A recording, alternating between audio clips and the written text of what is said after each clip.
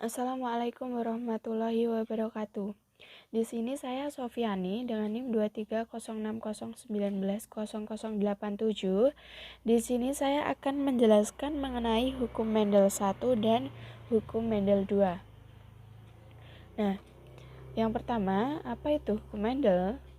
Hukum Mendel adalah sebuah hukum dalam bidang ilmu biologi yang memberikan bukti tentang warisan gen dari orang tua kepada sifat-sifat anak. Nah, sifat tersebut adalah sebuah sifat genetik seperti bentuk tubuh, warna bulu, maupun jenis kulitnya. Hukum tentang pewarisan sifat pada organisme memiliki dua kategori hukum, yaitu hukum pemisahan dan berpasangan.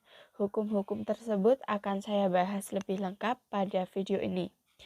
Yang pertama, kita akan membahas mengenai hukum Mendel 1.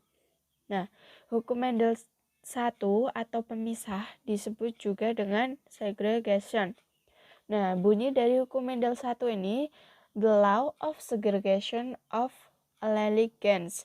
Nah, maksudnya itu hukum pemisah gen sealela. Pemisahan alel-alel terjadi saat terbentuknya gamet, diploid, haploid. Gamet merupakan sel reproduksi atau kelamin yang berisi kromosom haploid. Nah, kalau masih belum mengerti, oke, langsung saja kita pahami dengan baik contoh tentang hukum pemisah gen sealela berikut. Contoh persilangan monohibrid. Mawar merah bersifat dominan disilangkan dengan mawar putih bersifat resesif. Nah, parental yang pertama, mawar merah disilangkan dengan mawar putih.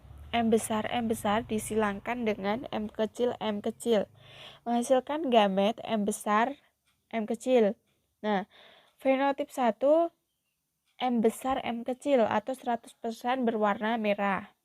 Selanjutnya, parental 2, M besar, M kecil disilangkan dengan M besar, M kecil. Menghasilkan gamet M besar, dan M kecil, M kecil. Jadi F2-nya berapa? Oke. Nah, dengan tabel itu kita bisa lihat bahwa dengan gamet M besar, dan M kecil itu menghasilkan F2 M besar, M besar, M kecil, M besar, M kecil, dan M kecil, M kecil. Nah, M besar itu merah, M besar, M kecil itu juga merah, sedangkan M kecil itu berarti putih. Nah, untuk rasio fenotip F2 yaitu 3:1, yaitu merah banding putih. Nah, rasio genotipnya 1:2:1 atau M besar, M besar, M kecil, M kecil, M kecil. Nah, fenotip itu merupakan karakteristik atau karakteristik secara struktural maupun biokimiawi, dan pada contoh tersebut rasio atau perbandingan fenotipnya itu 3:1, merah banding putih. Nah, sedangkan genotip disebut juga dengan tipe gen, terdiri dari dua tipe gen yaitu homozigot seperti M besar, dan M kecil, atau pasangan huruf yang sama, dan tipe heterozigot seperti M besar, M kecil, satu pasang yang berbeda huruf. Nah, sudah sampai pada contoh hukum, seharusnya sudah paham kan? Maka selanjutnya kita akan mempelajari hukum Mendel 2 agar tidak tumpang tindih pemahaman tentang Mendel. Hukum Mendel 2. Apa itu hukum Mendel 2? Nah, Mendel 2 disebut juga dengan asortasi atau berpasangan. Bunyi hukum Mendel 2, the law of independent assortment of gens. Nah, maksud Mendel yang kedua ini mengatur tentang pengelompokan atau berpasangan gen secara bebas dan terjadi perkawinan dihibrid hingga membentuk gamet. Nah, contoh persilangan dihibrid, ercis berbiji bulat warna kuning bersifat dominan disilangkan dengan ercis berbiji kisut berwarna hijau, bersifat resesif. Nah, parental 1 bulat kuning berarti B besar, B besar, K besar, K besar disilangkan dengan kisut hijau B kecil, B kecil, K kecil, K kecil menghasilkan gamet B besar, K besar, B kecil, K kecil. Nah, untuk fenotip pertamanya itu B besar, B kecil, K besar, K kecil atau 100% bulat kuning.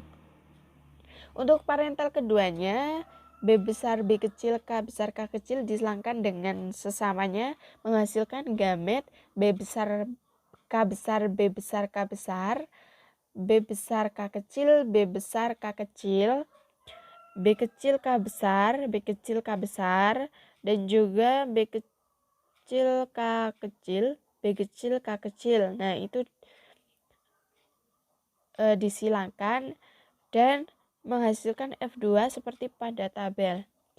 Mohon maaf, saya tidak menuliskan rasio fenotipnya itu menjadi 9:3:3:1. Nah, untuk bulat kuning, pasangannya harus memiliki huruf B besar dan K besar, itu ada 9. Selanjutnya untuk bulat hijau, itu pasangan harus memiliki huruf B besar dan K kecil, itu ada 3. Dan kisut kuning, pasangan yang memiliki huruf B kecil dan K besar itu ada 3. Selanjutnya kisut hijau, pasangan yang memiliki huruf B kecil dan K kecil ada 1. Setelah mendapatkan 2 contoh sekaligus dari masing-masing hukum tersebut, tentu kalian semakin paham ya dengan pernyataan atau definisi dari hukum-hukum Mendel di atas. Nah, selanjutnya kita akan membahas mengenai perbedaan hukum Mendel 1 dan hukum Mendel 2.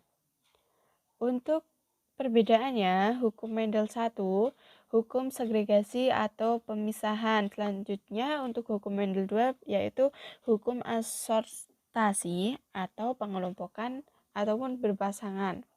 Selanjutnya hukum Mendel 1, saat meiosis 2 dari masing-masing pasangan akan menjadi gamet yang berbeda. Untuk hukum Mendel 2, semua kombinasi alel diwariskan dengan probabilitas yang sama. Selanjutnya hukum Mendel 1, perilaku kromosom. Untuk Mendel 2, perilaku kromosom yang non-homolog. Berdasarkan dari contoh persilangan monohibrid dan dihibrid, hasil rasio fenotip memiliki perbedaan yang signifikan, yaitu 3:1 dengan 9:3:3:1. Nah, perbedaan tersebut menjadi latar belakang adanya penyimpangan hukum Mendel. Selanjutnya, saya akan membahas awal ilmu genetika bermula. Nah, genetika dipinjam dari bahasa Belanda, genetica. Adaptasi dari bahasa Inggris, genetics, dibuat dari kata bahasa Yunani, geno, yang berfaedah, melahirkan, yaitu cabang biologi yang mempelajari pewarisan sifat pada organisme maupun suborganisme, seperti virus dan prion. Secara singkat dapat juga dituturkan bahwa genetika yaitu pengetahuan tentang gen dan segala anggotanya. Nah, istilah genetika diperkenalkan oleh William Bateson pada sebuah surat pribadi kepada Adam Chadwick dan beliau memakainya pada konferensi internasional tentang genetika ketiga pada tahun 1906.